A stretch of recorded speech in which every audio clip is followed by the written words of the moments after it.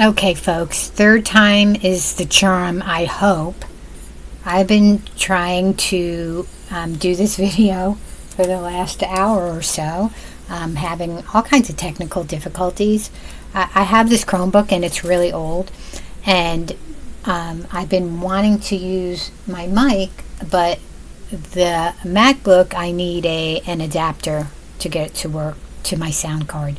And I could use it on this Chromebook, but it's just, it is what it is. But anyway, welcome to my channel. Thanks for coming. My name's Tina. It is August the 10th, 2023, Thursday night.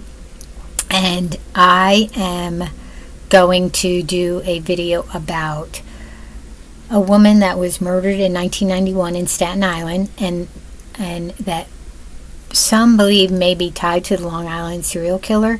On attorney Melanie Little's channel the other night that I was on the live, I was able to call in, and then another woman came in, Oblivious Benson, and she's going to be on Melanie's show tonight, which I'm going to watch at 9 o'clock. And she brought this case up, and I had completely forgotten about it, because when she brought it up, I was like, I remember that case, and then nothing ever happened.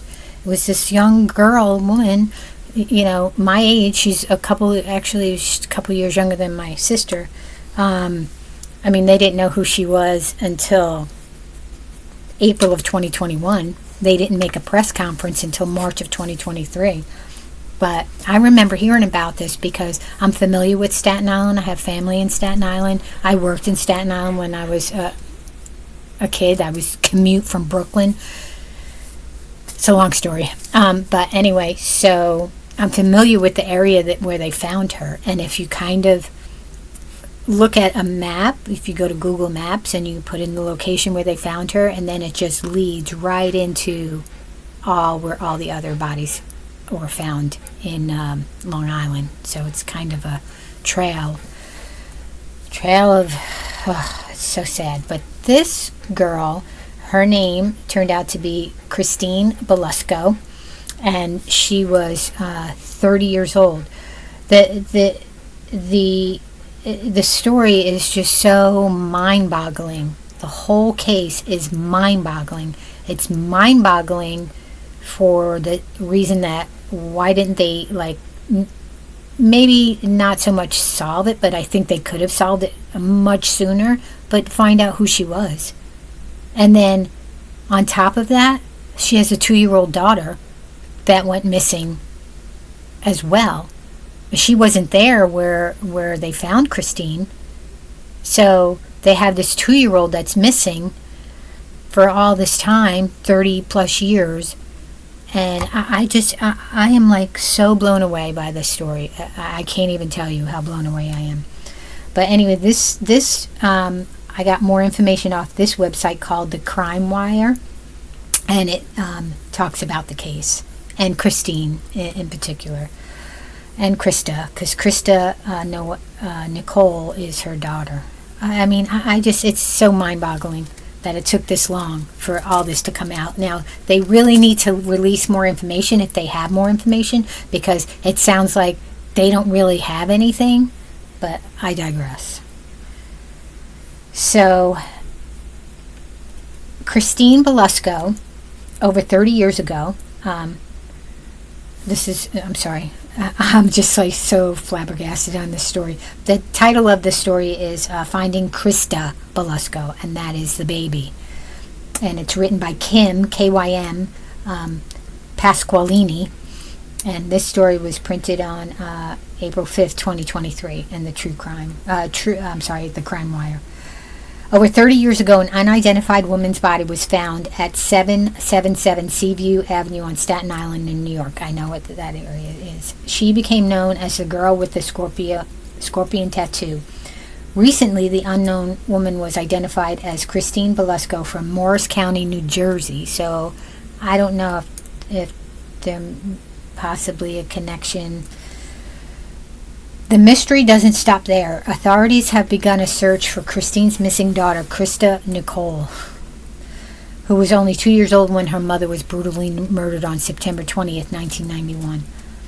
Christine's body was found lying in the woods in Richmond County by 2 employees of a nearby psychiatric hospital who had been walking by.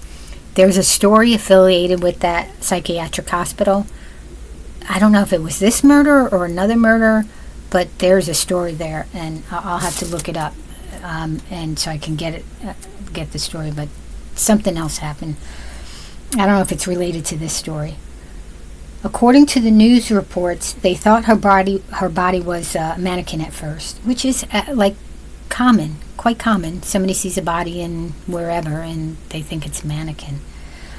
Lying face up, Christine was wearing a black dress with pink trim and was handcuffed. A hammer used by auto body workers was found underneath Christine's body. Oh, I didn't do a trigger warning, did I? So I'm going to put a trigger warning here. I'll probably insert one on at the top of the video. A hammer used by auto body workers was found underneath Christine's body. It had Lloyd L scratched into the handle. Now, did they do a rape kit? I'm not seeing any of that there. Did they test the handle for DNA? 91, they were starting to do that. So, was any kind of luminol or anything used on that? Maybe the person cut themselves.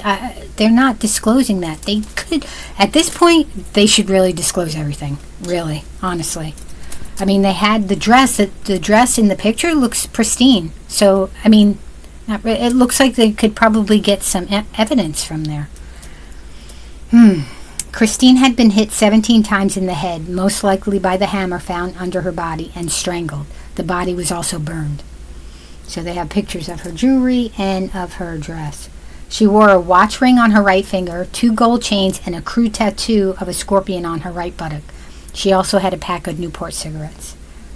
The medical examiner kept a vial of Christine's blood and a tissue sample and worked with District Attorney of Richmond County, the FBI, and New York investigators to identify Christine's remains.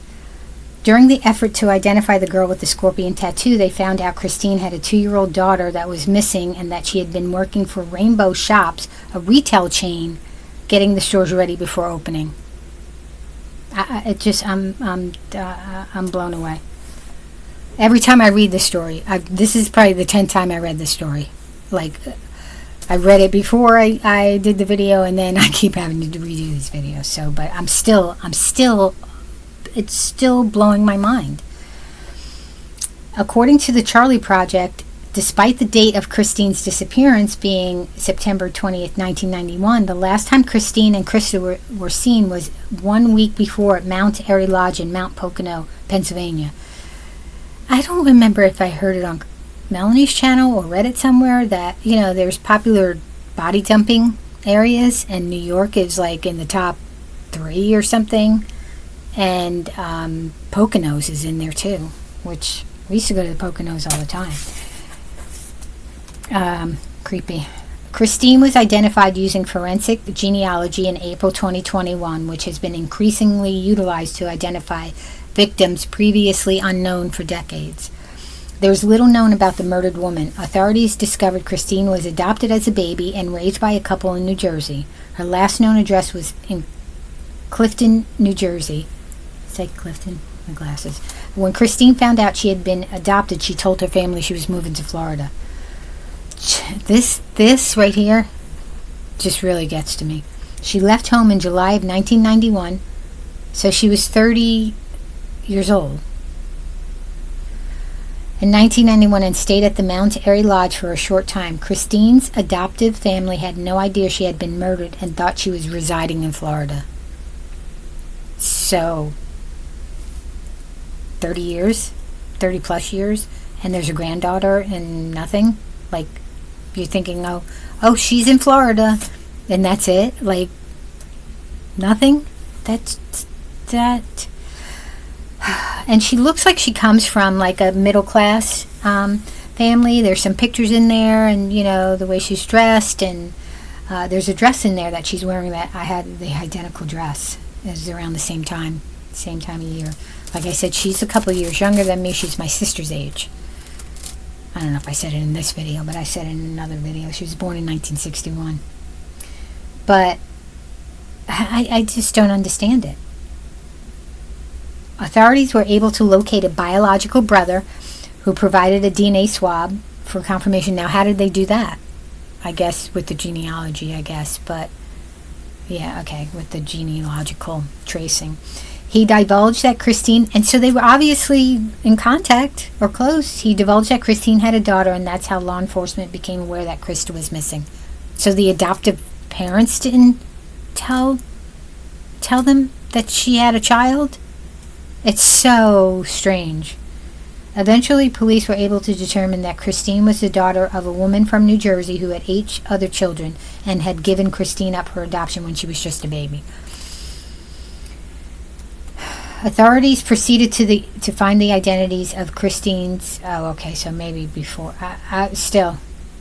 Authorities proceeded to find the identities of Christine's adoptive parents. They were Frank Belusko, who worked as a glass molder, and his wife Dorothy, a secretary at a car dealership. The couple also adopted a son. Like, didn't her adopted brother, look for her? Authorities continued to investigate the mysterious case with full vigor. Well, it doesn't sound like they did that 30 years ago, that they did full vigor 30 years ago. Because I think if they did full vigor 30 years ago, they would have found something. Anything. We can never bring Christine Belusko back, but we want Krista Nicole to know, and her family, that she was never forgotten, said District Attorney Michael E. Mahone at a March 2023 press conference. We continue to make efforts to locate Krista Nicole so we can let her know who her mother was and what has been done in this case. It says... Oh, whatever. I'm not even going to say that name. The National Center for Missing and Exploited Children, NCMEC, has also joined the effort, being the largest and most influential child protection agency in the country. The organization employs retired local, state, and federal law enforcement. NCMEC also disseminates posters and information worldwide. Krista's profile reflects an age progression that looks a lot like her mother. Authorities indicate that Krista was born August 1st, 1989 at Barnard Memorial Hospital in Paterson, New Jersey. She would be 34 now, so 34 years old. Hopefully she uploads her DNA, and hopefully if she's, I don't know. I mean, that's the hope, that she was adopted and she had a good life and she has a good life now. That's the hope, because the alternative is too horrifying to even think about. The Staten Island District Attorney's Office Facebook page stated, while Christine's killer remains unidentified, and I really believe that they can identify this person, and the whereabouts of Krista Nicole are unknown, we are turning to the public to ask if their assistance in bringing this case to a close and securing long-delayed justice in the case of the girl with the scorpion tattoo. If you have any information about this case, please call 718-556-7085 or email info@rcda.nyc.gov. So it's RC, Richmond County, DA.nyc.gov. And did I say that Kim Pasqualini wrote the story? I think I did. KYM. Kim Pasqualini wrote the story in this. Mind-blowing. Absolutely mind-blowing. And there are a few pictures on here of her, but there's more pictures. If you just Google her and look in images, you can find more pictures of her. It's just a shame. It looked like she had a normal life, so... I mean, you never know what goes on behind closed doors, but the pictures of her look like, like normal. Like, it doesn't appear that there was drug issues. It doesn't appear that she was maybe, an escort. It doesn't appear like any of that was going on. you know, it sounds like to me that she was lured into, like, with somebody. There was a case, and again, I forget, but there was a case of this man who would lure these young girls and young women, and lure them, you know, and say, hey, you know, desperate. They were desperate for money. I got work for you, and, you know, come with me, yada, yada, yada. And he was a serial killer. He was murdering them. And there was one girl who had a child, a baby, and 8 months old, I think. And he gave that baby to his brother and his brother's wife as an adoption. Like, he was like a lawyer, so he pretended like it was like a legal adoption, and brought the baby to them. Thank God he didn't do anything, you know, thank God. So she was raised up, and then of course the brother and the sister-in-law knew nothing about that. They thought it was a legal adoption. So he's in prison now. I can't remember his name, but so there was a case. There was that case. So who knows? Who knows? Like, somebody could have lured her, or like she was having an affair with somebody, and you know, she threatened that person. I don't know. Who is the baby's father? Who is the baby's father? Does anybody know? Can they find that out? Who is the baby's father? So it's just mind-blowing. Anyway, thanks for watching. Sorry I got so serious, but thanks for watching. Don't forget to subscribe. Click on the little guys down here. I'll put a link in to where I got the story from. And hopefully you guys will be coming over to see Melanie's show tonight, or watch the replay. Attorney Melanie Little. She's really good. She's really great. So I think that's it, right? Thanks for watching. Thanks for subscribing. Thanks for the thoughtful and kind comments. Thank you for watching from India, Australia, UK, United States, Canada. You know, thank you. This is exciting, even though I'm only a week old now. What's today's date? The 10th, so this is my 10th day. All right. Don't forget, be you. So good.